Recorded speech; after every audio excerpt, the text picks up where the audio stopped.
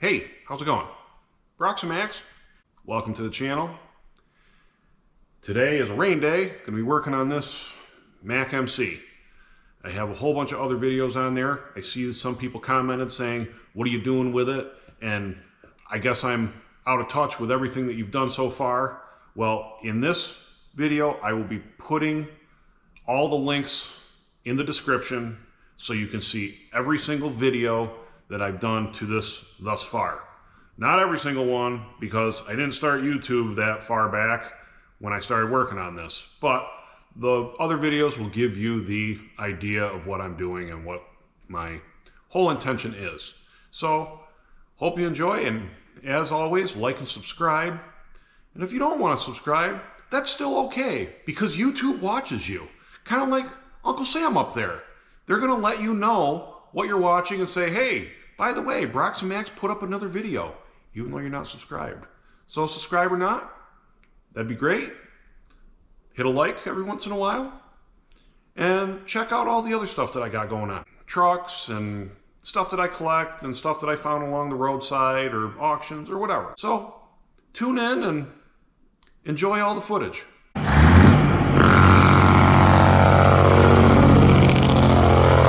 airlines somewhat situated. I had to run a line, actually it's this line right here, airbag leveling valve, along with the airlines going to the bags. I just have to run, which is right here, I already have it run up into the cab for a dump valve. So, and then I got the drive shaft in also with the carrier bearing bracket, so that's all ready to go.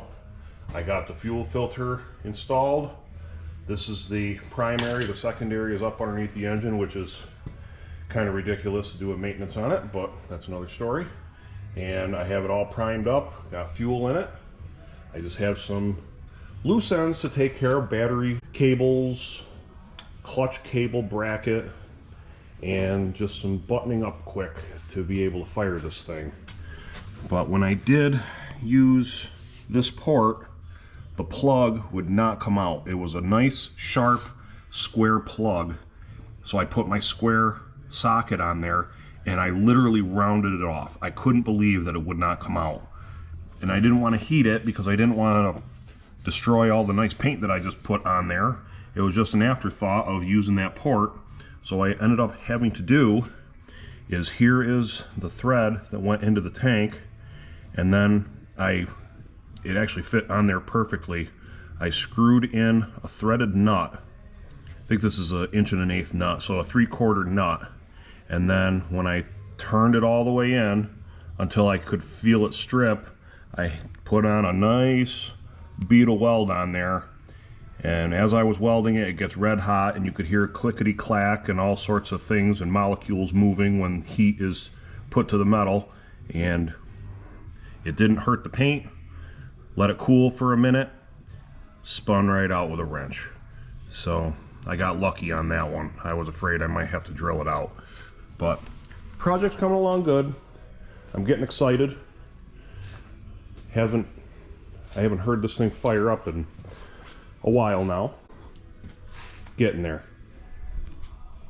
So I have a few minutes. I'm just stripping out all the wiring that I'm not going to use, all the radio stuff that was the fire truck stuff. For any of you that's never seen an MC or an MR internally, this is what's in between the seats. You have the main wiring harness, the fuse panel, a little bit of airline. You got the airline junction here. Like I said, I'm taking some wires apart that are not needed anymore from sirens and whatever was on the service body in the back. Just trying to neaten it up a little bit in here. I'm actually in here for the whole main reason was, here is the airline going from here to the back of the truck for the airbag dump, to dump the air. So the plan is to get this line hooked up to this switch, but this switch has to be powered with a pressure line from this junction box here.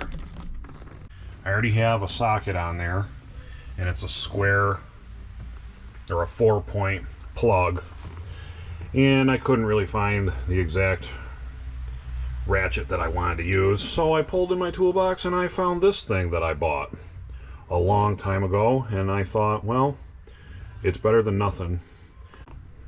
Just to give you a little story about it, any of you tool guys out there, I am a huge fan of quality tools. Snap-on, the older Craftsman, Mack Co, the whole nine. It's hard to find quality tools. Not saying that this is a quality tool, but this is a tool that you can use probably 10 times before it breaks. Harbor Freight. It seems to have done the job. It cracked that open. Why one day I may use it, it's got this tricky little knuckle in there, and then you have leverage with the T-handle, so you can do all sorts of things in tough spots. Like I said, I don't make it a habit of going down there. I usually just go and buy the $2 flashlight pile. That seems to be about the only thing that is worthwhile there. I can't knock that company if you are a hobbyist that only needs to use tools a handful of times. They would work.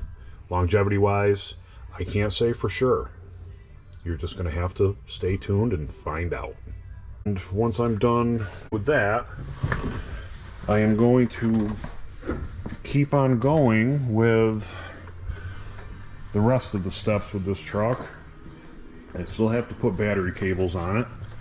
The battery cables that were in this truck were completely different. They are now too short. So I found this. This actually came from that R model that I took apart in a few videos ago. It's pretty close to being the right length. Got to hook it up to the starter here, fish it around, and then put it in this battery box, which is a storage box currently for all the hardware that I'm working on, but it's coming together good. And hope to have it started soon. I just have some things to button up. Well, of course, I gotta get the air filter, air intake setup put on this. I gotta get it off that MC parts truck.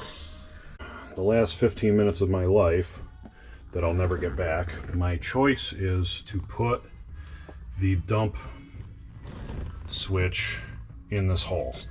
This hole was deleted because this is, anybody that knows anything about Mack MRs or MCs, this is the handbrake. And this truck didn't have one, and I don't see the need to have one. So it had a delete panel. So I just spent the last 15 minutes augering out a spot for this. Let's see if I can make this easy. No, of course not. So anyway, what I did is I had this as a pattern and just put it over it, drilled appropriate holes. Actually, I drilled this one, then I drilled outer ones, then I drilled the main big hole, then I drilled holes in between, and then I didn't want to use a Dremel. For some reason, I just don't want to use the Dremel. So I ended up just augering out these slots with the drill bit itself, and it worked out pretty decent. And then I just cleaned it up with a file, and it came out okay. On to the next step.